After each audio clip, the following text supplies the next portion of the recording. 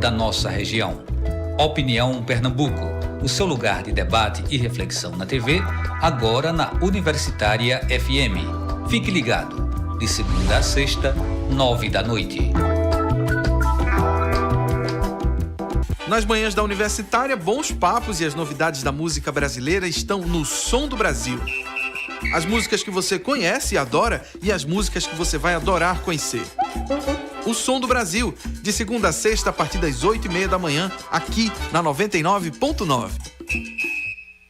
Universitária.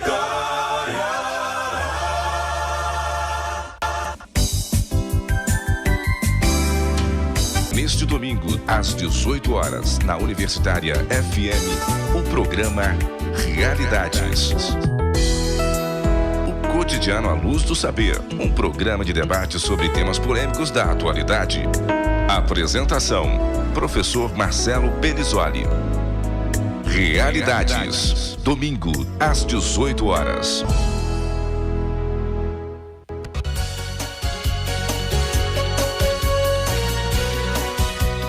TV Universitária, canal 11. Ligue para ver, é só saber. Você é vítima de algum tipo de violência física ou psicológica? Conhece casos de maus-tratos ou abandono de crianças, adolescentes ou idosos e quer denunciar?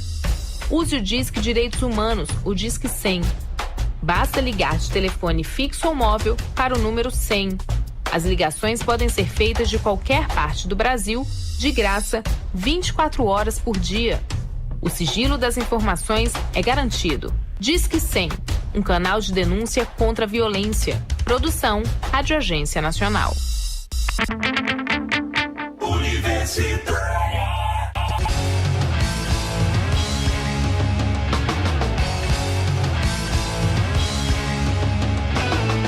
Programa Fora da Curva, jornalismo, crítica e diversidade. Olá, ouvinte da Rádio Universitária. Eu sou Maria Eduarda Rocha, jornalista e professora de Sociologia da UFPE. São 11h30 desta quinta-feira, 14 de junho de 2018. E está começando agora mais uma edição do Fora da Curva, que vai ser reprisado às 9h na nossa rádio pública. Nosso programa é transmitido ao vivo pelo Facebook, na nossa página e na página 99 Universitária. Você pode participar pelas redes sociais. E hoje nós encerramos nossa participação na terceira temporada do Fora da Curva, conversando sobre a interferência do Poder Judiciário nas próximas eleições. Um exemplo significativo disso é a posição dos ministros do Supremo Tribunal Federal em relação à prisão em segunda instância. Em votação realizada em 2016, 5 ministros foram contra e outros 6 votaram a favor da prisão em segunda instância. O ministro que votou a favor foi Gilmar Mendes, que já declarou ter mudado de posição, o que pode provocar uma revisão da polêmica decisão do STF. Hoje existem no STF pelo menos 2 ações que questionam a constitucionalidade da prisão após condenação em segunda instância. Mas a presidente do tribunal, Carmen Lúcia, tem segurado a votação dessas ações.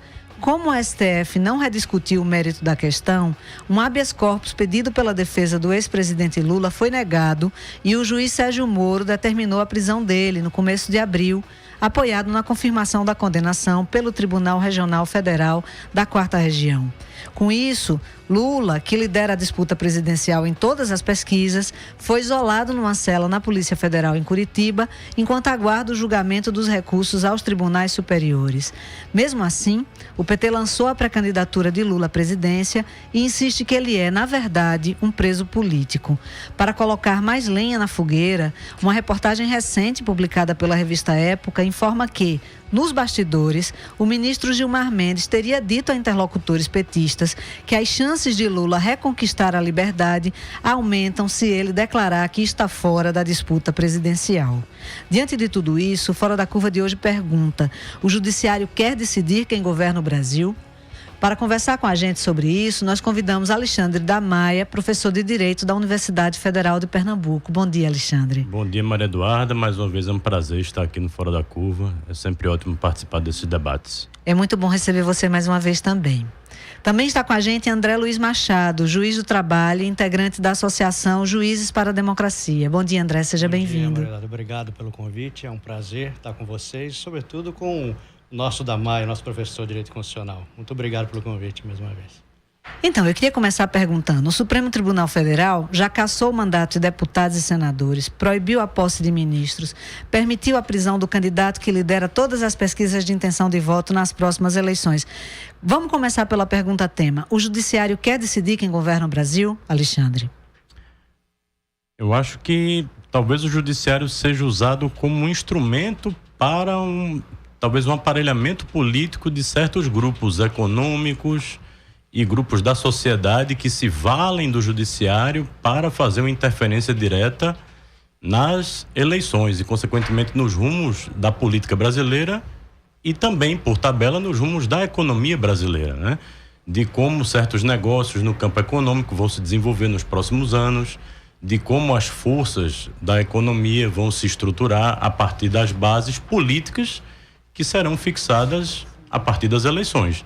Se você tem certos atores vinculados à esquerda que têm muita força política e muita força eleitoral, que são desde já minados do processo a partir da utilização dos instrumentos jurídicos para isso, você já delimita um campo de ação para tornar mais previsível que certos grupos vinculados a forças mais ligadas a uma determinada agenda econômica tenham mais poder no campo político e, consequentemente, tenham mais visibilidade e viabilidade eleitoral. Só que, claro, não combinaram com os russos, né? Ou seja, você não pode fazer isso sem levar em conta o povo. Numa democracia, por mais que você tenha um certo acordo de elites, um acordo no campo do judiciário, um acordo no campo das elites econômicas, é preciso ouvir o povo. E o povo, pelas pesquisas, mostra claramente que não quer esse grupo que hoje comanda o Brasil perpetuado no poder. Então, eu acho que não é só o judiciário. O judiciário é uma espécie de elemento de... um instrumento, na verdade, de materialização de interesses que estão além da própria estrutura do judiciário. Sim, né? como os militares foram no golpe de 64, né?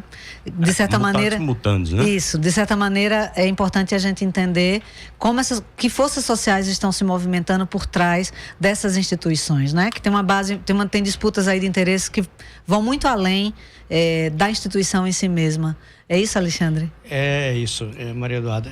Concordo também com a análise do Alexandre da Maia com relação a esse papel de instrumento das classes dominantes pelo Poder Judiciário. E é um instrumento, de certa maneira, Alexandre, muito poderoso. Porque hoje, com a excessiva judicialização da política, a gente está observando que essa interferência do Judiciário tem realmente estabelecido uma falta de balanço, uma falta de equilíbrio nas forças políticas. Isso desde do golpe, desde o impeachment, chamado impeachment. A gente percebe a atuação do Poder Judiciário, especialmente do Supremo Tribunal Federal, de abdicar da sua postura de garantidor dos direitos fundamentais para adotar uma hermenêutica, nas palavras de Luiz Barroso, uma hermenêutica de ouvir as vozes da rua, e a gente não entende bem de onde é que vem essas vozes, porque, pelo que a gente está observando, essas vozes, na verdade, estão exatamente na classe dominante. Então, desde o período do impeachment, a gente observa, por exemplo, que o Supremo, ele utiliza, não só o Supremo, mas como setores do sistema de justiça, utilizam um timing diferenciado para poder exatamente eliminar essas forças políticas de esquerda que estariam hoje, né, fortalecidas para o pleito de 2018. Isso para mim está muito claro. É óbvio que não existe uma teoria da conspiração, mas existe sem dúvida o que eu chamo de afinidades eletivas, né? Então, as visões de mundo, as perspectivas e a posição contrária, né, às propostas de emancipação social, elas de certa maneira vão, durante o tempo, vão se encaixando e vão se retroalimentando, né? Então a gente sabe que isso vem desde o período do golpe e isso está se aprofundando. E a minha preocupação é exatamente essa, que nós estamos num processo eleitoral que, para mim, é um processo um pouco falsificado, vamos dizer assim, nas palavras de hoje, é um processo fake. Quando você elimina o potencial candidato que realmente detém, né, o desejo do povo de que volte ao poder, e esse processo todo, por isso que você acabou de falar, Maria Eduarda, ou seja, Se é verdade que houve essa interlocução de Gilmar Mendes com o representante do PT, no sentido de dizer que o Lula estaria com mais chances de se ver livre da cadeia se abandonar a disputa, isso para mim não é mais uma prisão, isso para mim é uma prisão política e é um sequestro. Essa é a grande realidade. Eu fico pensando, né? A gente sabe que você falou, André, em afinidades eletivas, isso é uma coisa muito importante, porque a gente precisa situar também esses operadores do direito na estrutura social. Quais são as suas relações de classe, as suas redes de relações pessoais, os seus estilos de vida. Por esses fatores, essas pessoas estão muito mais próximas das elites, estritamente econômicas e políticas, do que, por exemplo, de pessoas, do cidadão comum. Né? Mas a impressão que tem que eu tenho pelo menos, é que essa relação sempre existe, ela é estruturante da sociedade, mas que nos últimos tempos a defesa desses interesses tem sido mais descarada. Isso é uma impressão que tem algum fundo de realidade, Alexandre? Eu acho assim, Eduarda, primeiro eu concordo com o André, é sempre bom ouvi-lo, né? Em primeiro lugar é sempre bom dizer isso. Mas eu acho que ela sempre existiu em vários momentos da história do Brasil a partir de matizes diferentes. Se você pega, por exemplo, aquele livro de Lilia Moritz Schwartz, aquela historiadora e antropóloga, O Espetáculo das Raças, que ela vai discutir o papel das instituições no Brasil, né, no final do século XIX, início do século XX, e as doutrinas raciais, antropológicas, etc., ela vai dedicar um capítulo às faculdades de Direito. E o título do capítulo é muito curioso, As Faculdades de Direito ou os Escolhidos da Nação. E ela vai dedicar esse capítulo a tentar discutir qual o papel das faculdades, sobretudo as primeiras do Recife, Olinda, Recife e São Paulo, em construir esse imaginário daqueles que seriam os que formariam uma elite que construiriam uma estrutura burocrática de um novo Estado independente. Ou seja, aqueles que formariam uma elite burocrática que iriam compor as estruturas do Estado e, consequentemente, ocupar esses espaços mais bem graduados para sedimentar uma espécie de estrutura do direito e da dinâmica política, né? Os primeiros professores de direito, que eram chamados de lentes, né, aqueles que liam, né, eram, sobretudo, políticos, né? Eram pessoas que tinham boas relações com o Império, etc. E boa parte das doutrinas que eram discutidas nas faculdades de Direito, no campo penal, etc., eram doutrinas vinculadas, por exemplo, a Lombroso, a Ferri, que tinham uma espécie de criminologia antropológica que estava ligada à ideia de que o criminoso possuía características físicas ligadas ao tamanho do crânio, ao tamanho do lábio, à cor da pele, etc.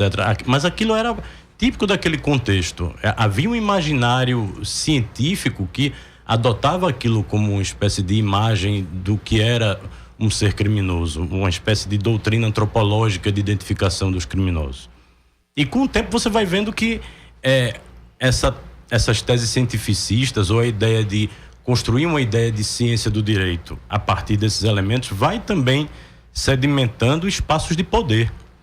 Construir uma ciência do direito era, na verdade, um instrumento importante para sedimentar a ideia de que tomar conta do direito e dizer que o direito é uma ciência é também fazer desse instrumento um mecanismo de poder, um mecanismo de poder racional.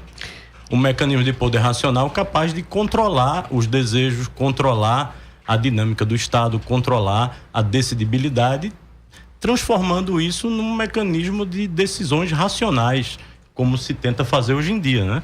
Ou seja, a ideia de que as teorias do direito têm que se voltar para modelos argumentativos, racionais. E aí é quando o judiciário começa a ganhar mais fôlego, mais espaço.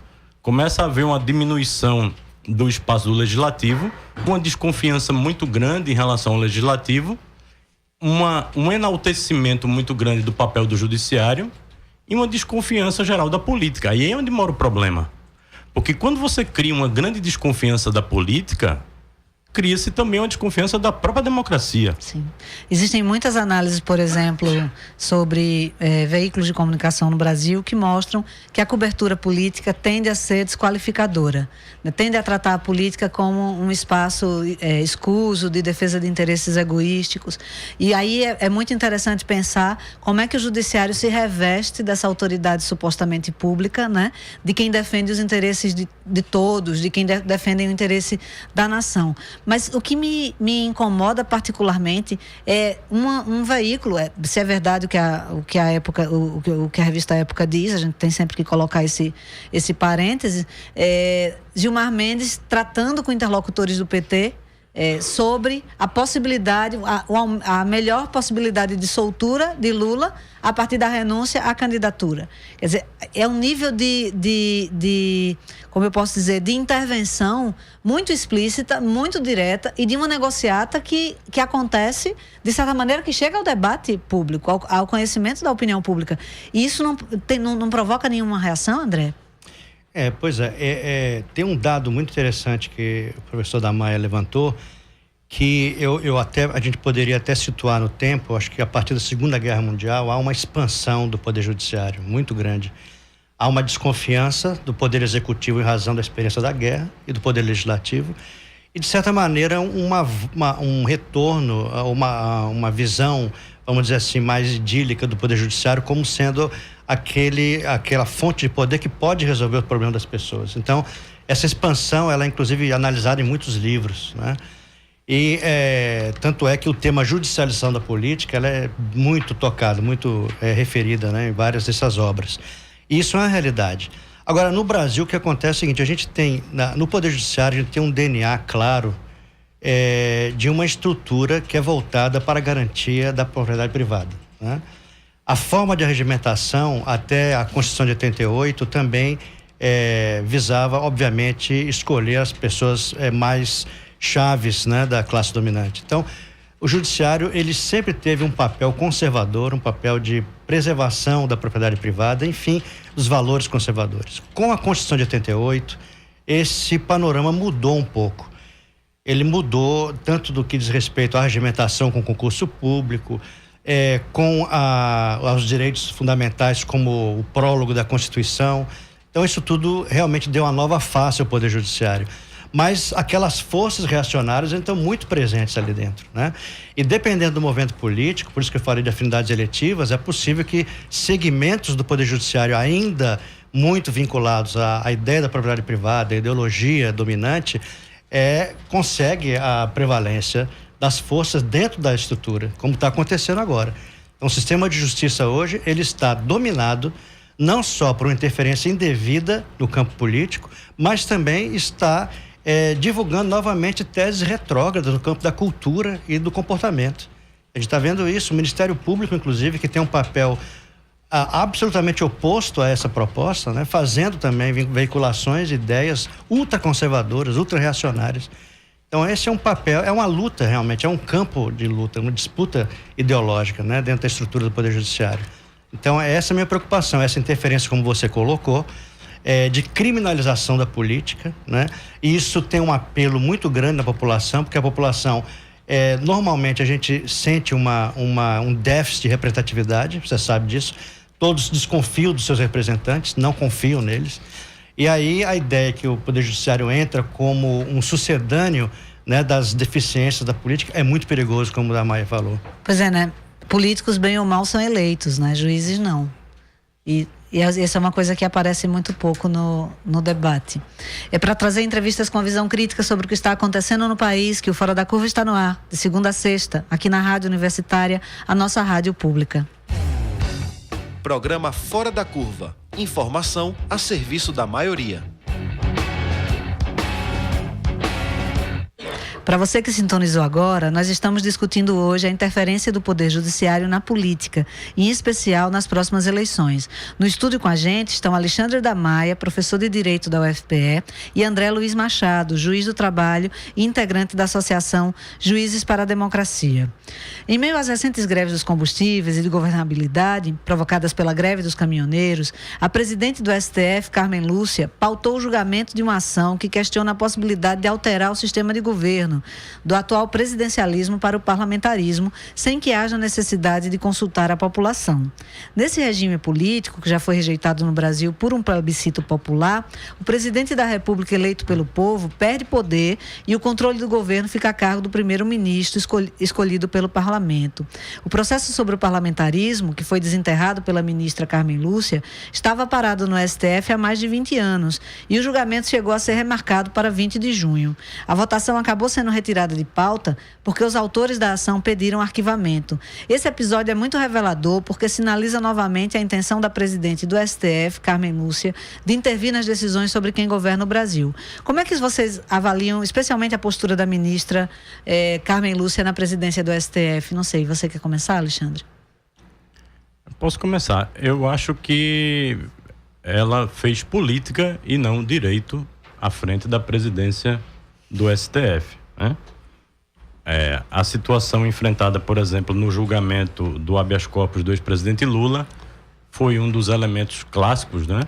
A gente teve uma situação em que as ações declaratórias de constitucionalidade do artigo 283 do Código de Processo Penal já estavam relatadas pelo relator Marco Aurélio desde dezembro do ano passado. O relator informou a presidência de que os relatórios estavam prontos. As ações declaratórias, né, gente, discutem em abstrato o debate, não está discutindo se é o presidente Lula, se é o presidente Sarney ou quem quer que seja.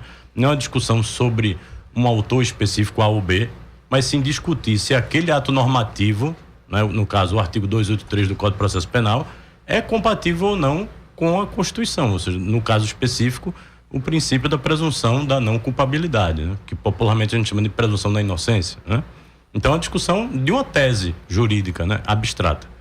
Se a ministra Carmen Lúcia leva para o plenário do Supremo o julgamento dessas ações, você teria uma discussão da tese e não fulanizaria o debate, né?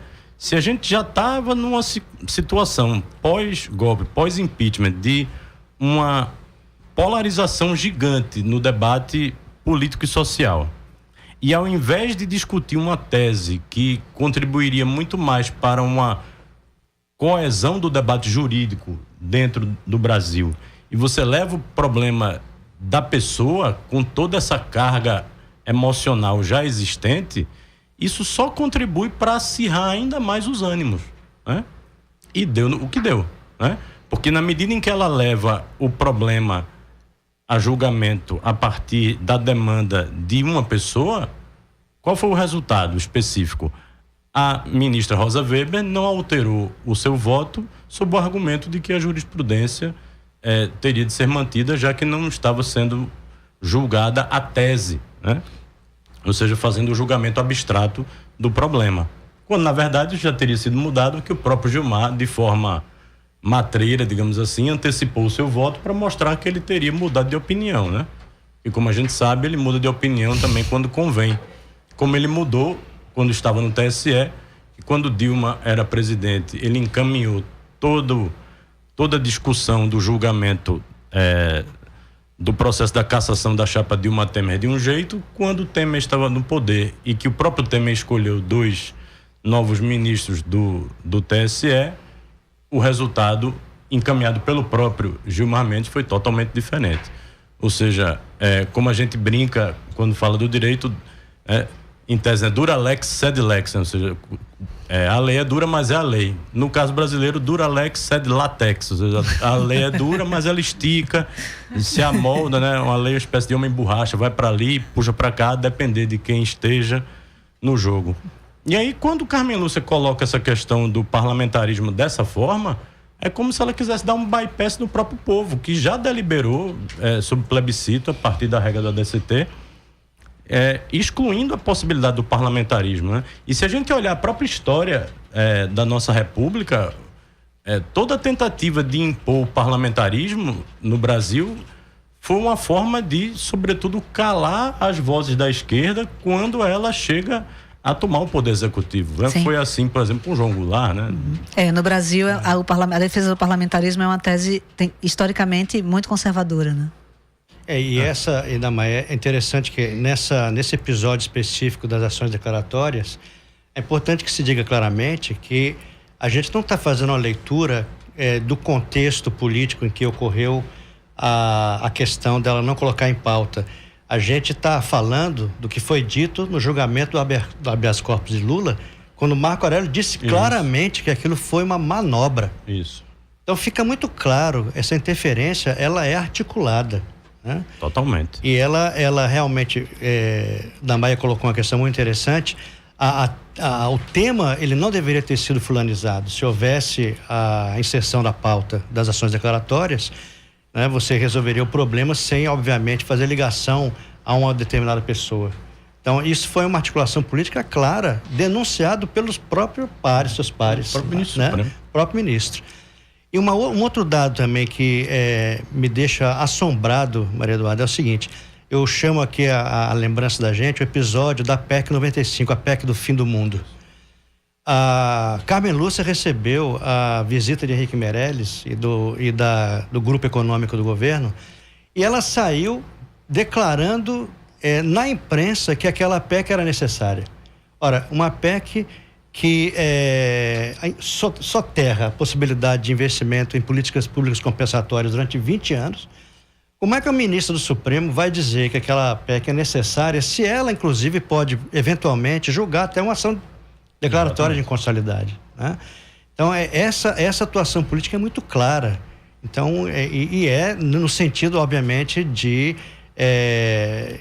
intervir no processo político e, obviamente, prejudicar um setor político específico, uma força política específica. E com a saída dela da presidência do STF em setembro, e a entrada do ministro Dias Toffoli, há de se esperar alguma mudança nesse sentido, Alexandre?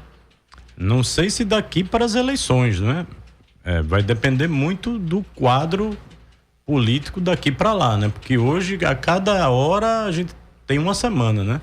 A dimensão do tempo hoje no Brasil a maneira como a gente sente o tempo passar nos últimos anos e nos últimos momentos é muito louca, né? A gente sente às vezes vários dias passando em questão de meia hora, né? Então, e, infelizmente no sentido de acumular derrotas, né? Mas ao mesmo tempo acumular reações, né?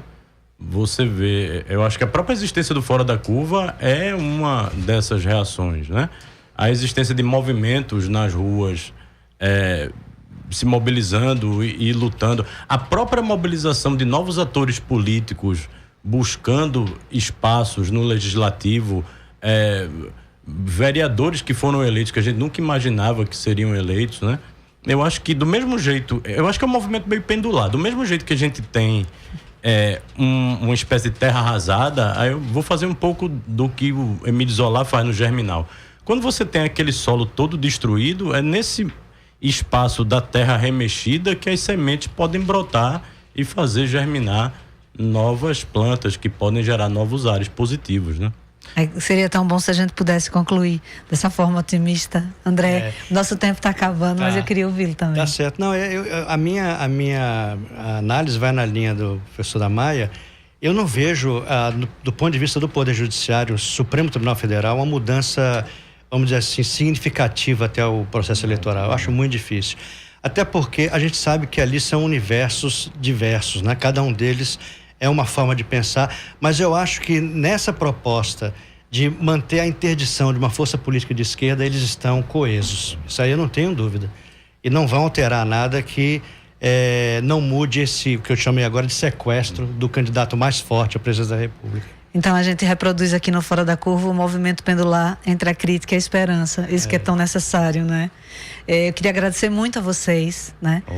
Foi muito importante a presença de vocês nesse debate. Antes de encerrar, vamos chamar a Ana Sofia Ramos, da nossa equipe de produção. Bom dia.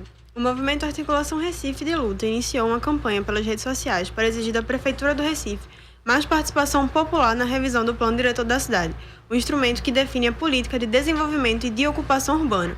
O movimento critica o cronograma da Prefeitura, que prevê apenas 59 dias úteis para a revisão do Plano Diretor e ainda por cima em semestre de Copa e de eleição.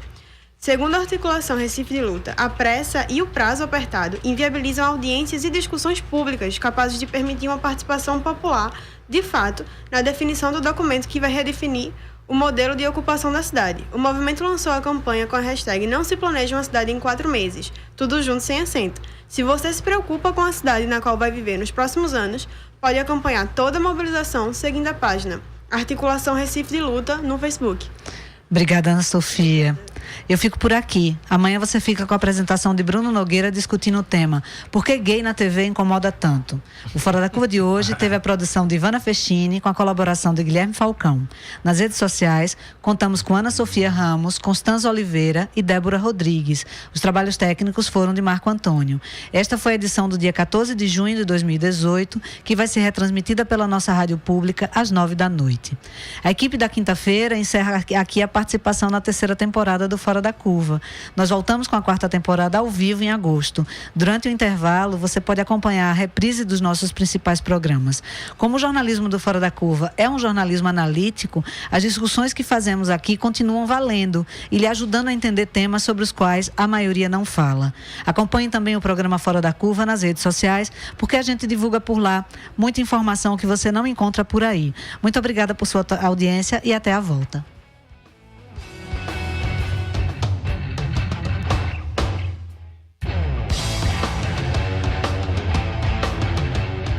O programa Fora da Curva é uma realização do Departamento de Comunicação Social com o apoio do Departamento de Sociologia, do Núcleo de Design e Comunicação do Centro Acadêmico do Agreste e do Núcleo de Rádio e TV Universitária. Parceria com o Marco Zero Conteúdo, Centro de Cultura Luiz Freire, Centro das Mulheres do Cabo, Centro Sabiá e Terral Coletivo de Comunicação.